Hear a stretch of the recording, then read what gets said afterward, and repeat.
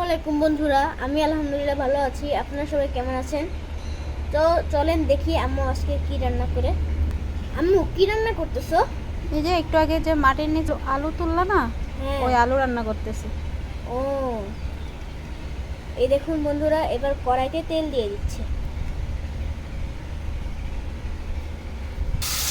এবার পেঁয়াজ, মরিচ, রসুন, আদা আর জিরা একসাথে বেটে রেখে ছিল ওইটা, ওই মশলাটা এখন দিয়ে দিচ্ছে। এবার পরিমাণ মতো লবণ দিয়ে দিচ্ছে। দেখুন আমাদের চুলাটা কি সুন্দর জ্বলতেছে, মাশাআল্লাহ। আর মাঝে মধ্যে এমন ধোয়া হয় পুরো একদম চোখ মুখ লাল হয়ে যায়। এবার হলুদ দিয়ে দিচ্ছে, এবার মরিচের গুঁড়া দিয়ে দিচ্ছে, এবার ধনিয়ার গুঁড়ো দিয়ে দিচ্ছে। আজকে আমাদের নিজের মাটির নিচের আলু রান্না করতেছে, যেটা আমরা মাত্র উঠাইলাম সেটা। এখন আবহাওয়াটা অনেক সুন্দর, মাশাআল্লাহ, ঠান্ডা, বৃষ্টি পড়তেছিল, মেঘলা মেঘলা আকাশ। আর যখন অনেক গরম পড়ে না, তখন চুলায় রান্না করতে গেলে গরমে পুরো একদম অস্থির হয়ে যেতে হয়। মানুষ তো মানুষই, কিন্তু যখন গরমে যখন ঘরের চুলায় রান্না করতে আসে, তখন পুরা মানুষ ডিমের মতন সিদ্ধ হয়ে যায়।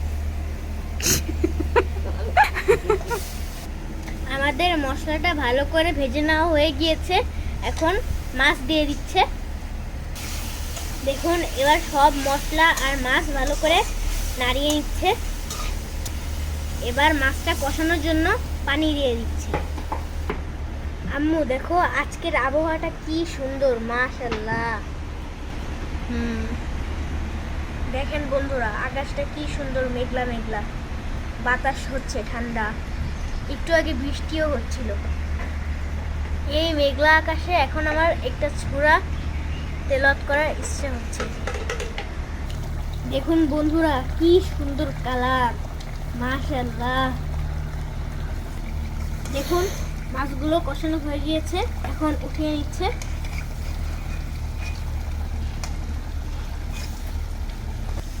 দেখুন মাছ উঠানো হয়ে গিয়েছে, এখন প্রিয় মাটির নিচের আলু দিয়ে দিবে।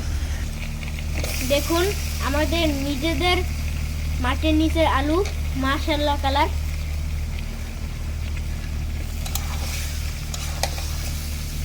এখন ভালো করে নাড়িয়ে নিচ্ছে মশলা আর আলু। আলুটা কষানো হয়ে গিয়েছে, এখন ঝোল দিয়ে দিচ্ছে।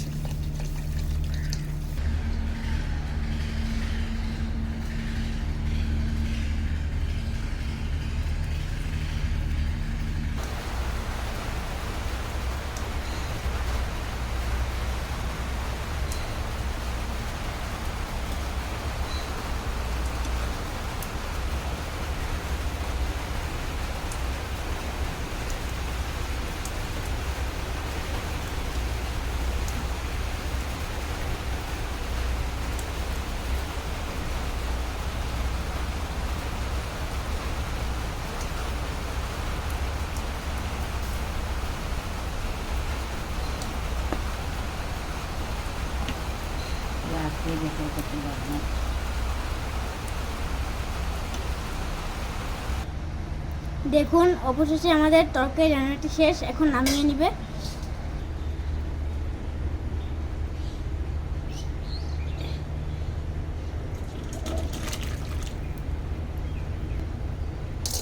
দেখুন এই আলু তরকারির উপর এখন একটু ভাজা জিরার গুঁড়া দিয়ে দিবে। দেখুন জিরা গুঁড়া করা শেষ। এবার এই জিরাগুলো উপর দিয়ে দিচ্ছে।